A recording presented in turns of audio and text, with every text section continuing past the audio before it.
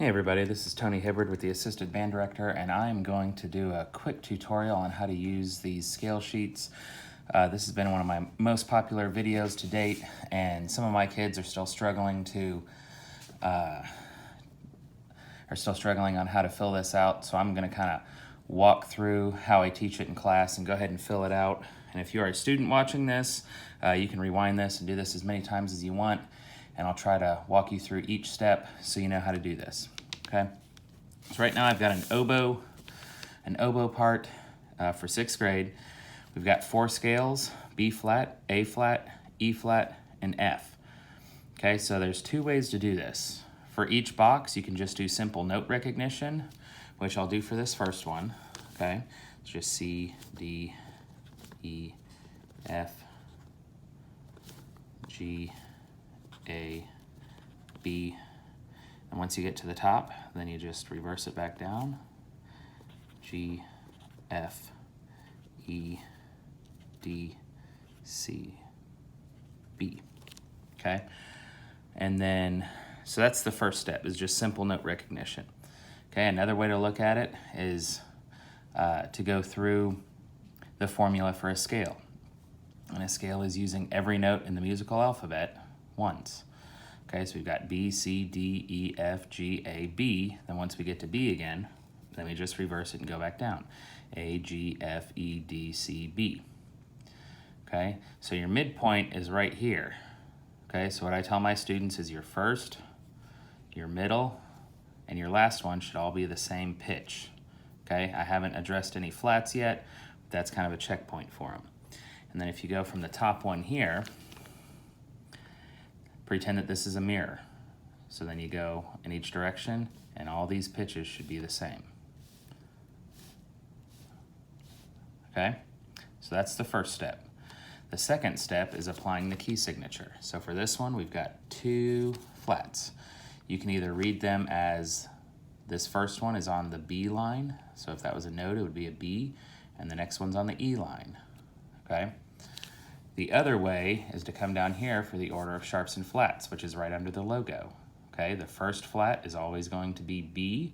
The second flat is always going to be E, okay?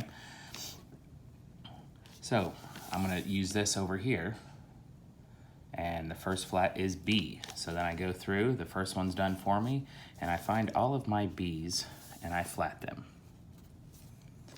okay? Since this has two flats, we have to go back again, B, and then the second one is E. So then I find all of my E's and I flat them.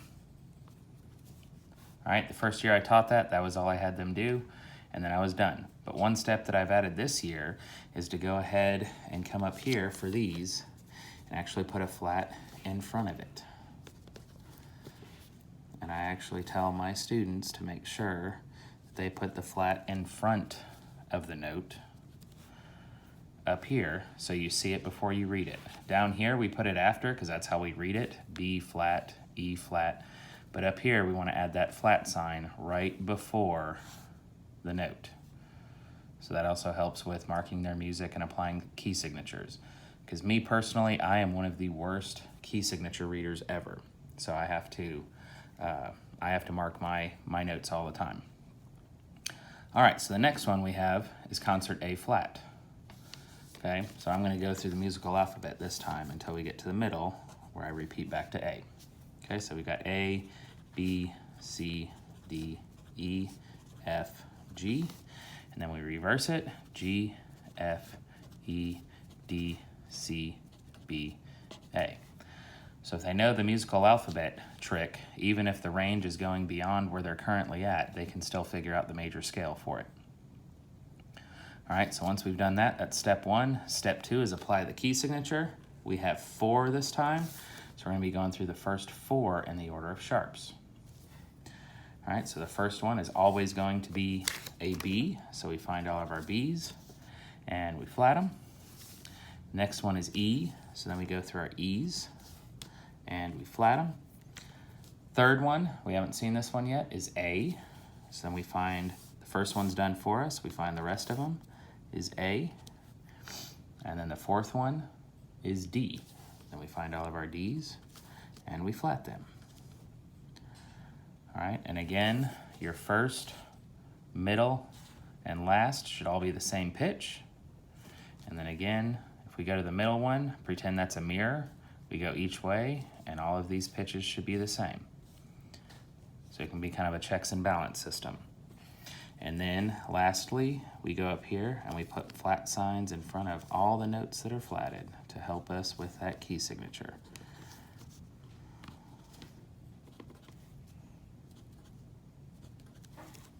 All right, now for the third one. Let me go through the musical alphabet. G, A, B, C, D, and E. And we reverse it as we come back down. Having a hard time drawing G's today. There we go.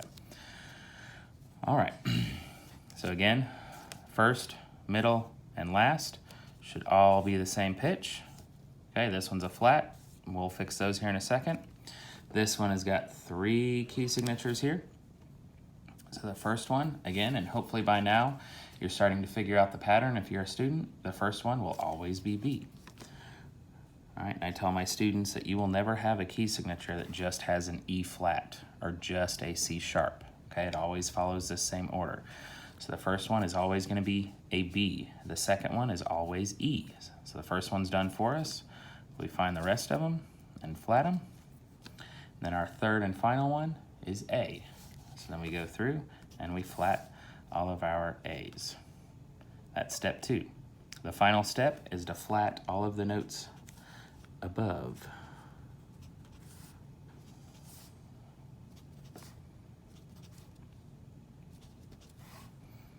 Now that one's complete. And then the final one, I'm gonna move my camera just a little bit. Uh-oh. Trying out a new camera holder thingy, so we'll see what happens. All right, so the first one is F. I'm sorry, the last one is concert F. So F, G, A, B, C, D, E, F, and then we reverse it, E, D, C, B, A, G, and F. This one only has 1 flat. The first flat is always going to be a B. So then we find our B's, we flat them, and then we go and we flat the notes above the boxes that are flatted, and then that's it. All right, now if you saw my first video on this, I did it in color, and it was all nice and fancy, and certain boxes were shaded blue, but then if you're like me and you don't have a color copier at school, you can't get color copies. So mine came out black and white, and then all the color that I added into these boxes kind of disappeared. So what I tell my kids is they have to know these boxes. So it's the 1st, the 3rd, the 5th, the 8th, the 11th, the 13th, and the 15th. All right, and I tell them to either circle or highlight those boxes. So just for tonight's purposes, I'm going to highlight them. I don't know if it's coming up on the camera or not. Okay, so those are the boxes that would normally be a light blue, but obviously they didn't show up. And then we can also do this up here too. But what we are doing is we are outlining the triad, or the major arpeggio of this scale. All right, we do the same for all of these, so I'll just rush through this really quickly.